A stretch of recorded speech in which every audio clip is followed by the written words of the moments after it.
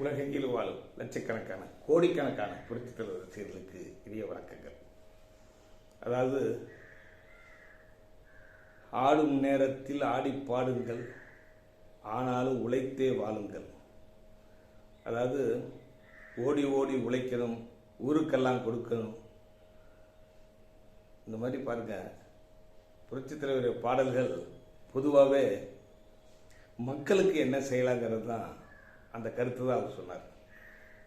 புரட்சித் தலைவர் வழியில் தம்பி தளபதி விஜய் அவர்கள் நல்ல ஆட்சி, பல்லாண்டு வாழ்க. அவரும் என்ன சொல்றாரு,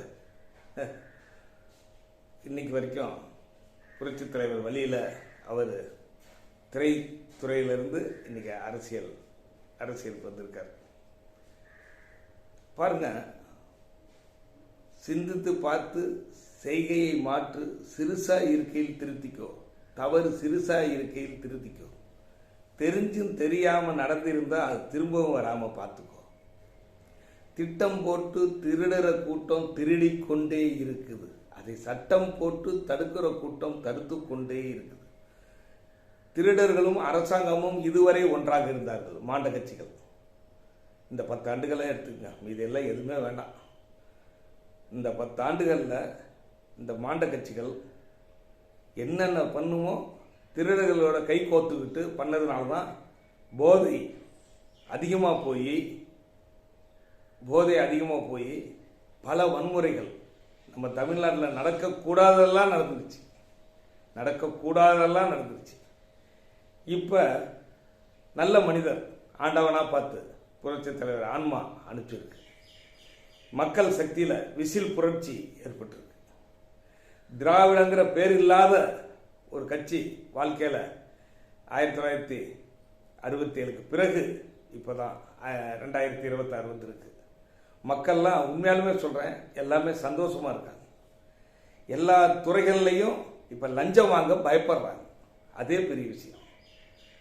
ஒரு நல்லவருடைய இந்த மாதிரி குதிரையில் ஸ்பீடாக அப்படி போயிட்டு இருக்கும்போது குறுக்க இந்த கட்டை விடுறது, குதிரை காலை உடைக்கிறது, மேலே இருந்து அம்பு விடுறது, பழைய காலத்து படத்தில் பார்த்துருப்போம். அந்த மாதிரி எதிர்கட்சிகள்லாம் சேர்ந்து இப்போ நம்ம தலைவர் தளபதி விஜய் அவர்கள் அற்புதமான முறையில் குதிரையில் போயிட்டு இருக்கிறார். அதை கெடுக்கிறதுக்கு பண்ணுறாங்க.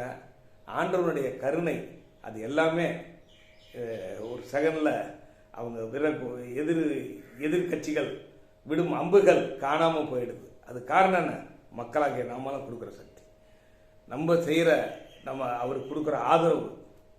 பாருங்க, சீமான் அவர்கள் நேற்று பேசியிருக்கிறாரு, ஒரு தலைவருக்குரிய பண்பு இல்லைங்கிறது ஏற்கனவே தெரியும் எனக்கு.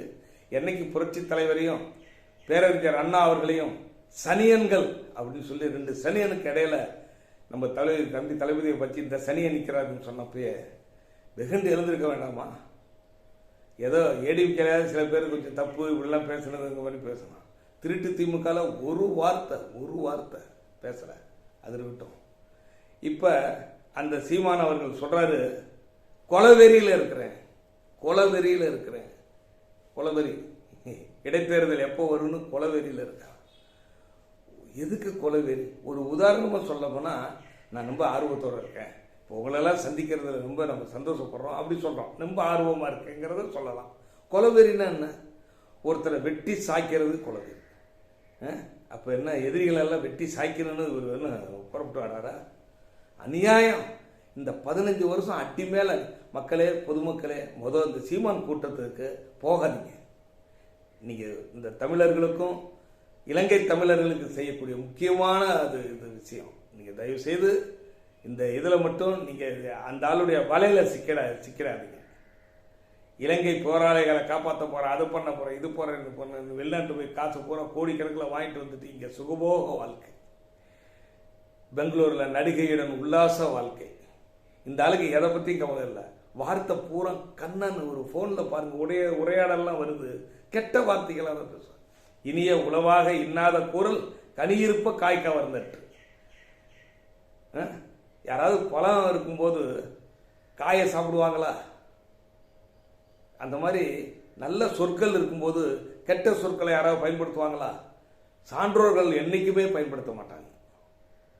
சான்றோர்கள், நல்லவர்கள், படித்தவர்கள், அறிவுள்ளவர்கள் எல்லாரும் யாருமே கெட்ட வார்த்தைகளை யூஸ் பண்ண மாட்டாங்க. சீமான் அவர்கள் பாருங்க, வாயில பூரா வாருது அந்த வார்த்தை தான் வருது.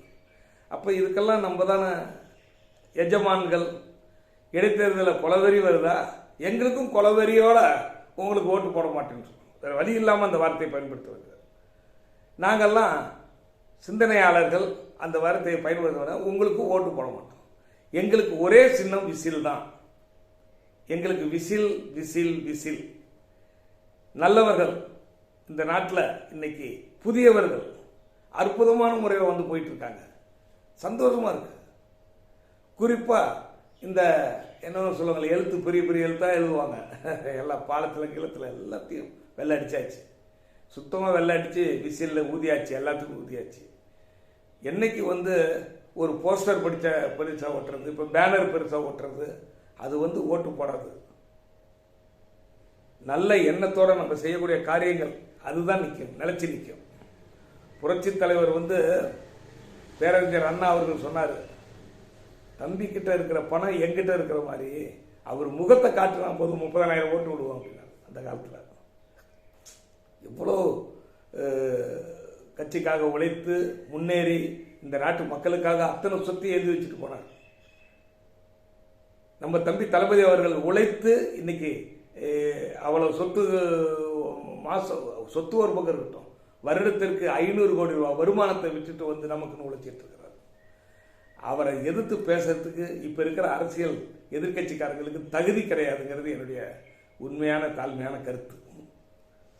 இனிமேல் இடைத்தேர்தலில் யார் வேணாலும் இல்லைங்க, நீங்க நின்று பாருங்க, வேடிக்கை பாருங்க, நாங்களும் பார்க்குறோம். எங்க ஒரு விரல் புரட்சி எங்களுக்கு இருக்கு. எங்க தில்ல எலெக்ஷன்ல காட்டுறோம். சீமான் அவர்களே நீங்க நிக்கணும், இடைத்தேர்தலில் கண்டிப்பா நிக்கணும். நாங்க யாருங்கிறத காட்டுறோம். விசில் புரட்சி மக்கள் எப்படி வந்திருக்காங்கிறத காட்டுறோம். ஆட தெரியாத மங்கம்மாளுக்கு தெருக்கோணங்கிற மாதிரி மிஷின்ல ரிப்பேர்னு எழுதி கொடுத்தாங்களே, என்ன ஆச்சு?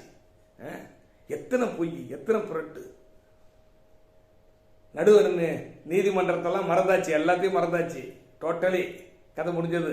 இப்போ போய் எதுக்கு மனு தாக்கல் பண்றீங்க? ஒரு உதயநிதி ஸ்டாலின் ஒரு கடைசி நேரத்தில் அந்த தீர்மானத்தை தம்பி தளபதி விஜய் அவர்கள் பண்ண, அதுல விஷயம் இருக்குன்னு இப்பதாங்க தெரியுது. தம்பி தளபதி விஜய் அவர்கள் அப்பாவித்தனமா டக்குன்னு இத்தனாள் சரத்துல சேர்த்துங்கன்னு சொன்னார். இவ்வளவு பெருந்தன்மையா காவிரி பிரச்சனை இல்லைன்னு நீங்களாம் சரி சொல்ற சீனியாரிட்டி உங்களுக்கெல்லாம் அனுபவம் இருக்குன்னு பார்த்தோம். இப்ப பார்த்தா அதை பத்தி விமர்சனங்களை பார்த்தா அந்த சரத்தை சேர்த்தியே இருக்கக்கூடாது.